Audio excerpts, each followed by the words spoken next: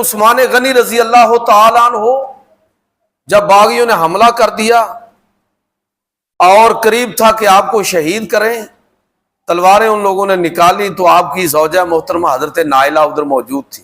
انہوں نے عرب کے رواج کے مطابق اپنے سر سے چادر اتار کر دہائی دینے کے لیے چادر اتارنا چاہیے.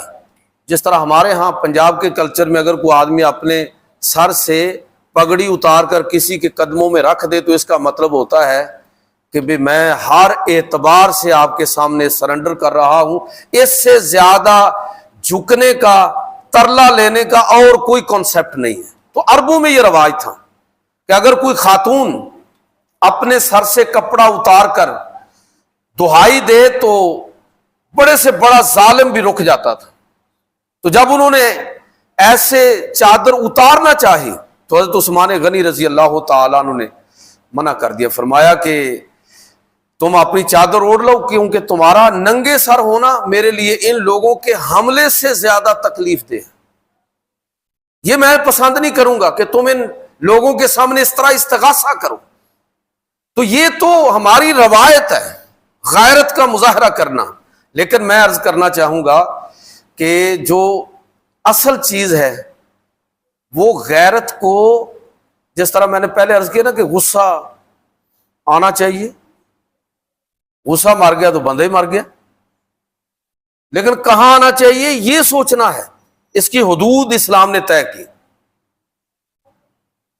حیا لازم ہے، ایمان کا حصہ ہے، شعبہ ایمان ہے. غیرت نہیں ہے تو انسان مر گیا، ختم ہو گیا. مسئلہ یہ نہیں ہے، مسئلہ یہ ہے، موضوع یہ چل رہا ہے جو احباب دیر سے ذرا تشریف لائے کہ یہ ابھی بلوچستان کے اندر جو غیرت کے نام پر قتل ہوئے، ایک بچی اور ایک نوجوان جن کو غیرت کے نام پر قتل کیا گیا، تو کیا یہ غیرت ہے بھی کہ نہیں ہے؟ شریعت نے اس کی حدود کس طرح طے کی ہے؟ کہاں پر ہم اس کو غیرت کہیں گے اور کہاں پر ظلم وہ شمار ہوگا؟ ویسے تو عربوں کا حال یہ تھا کہ وہ بچیوں کے پیدا ہونے کو ہی غیرت کے خلاف سمجھتے تھے.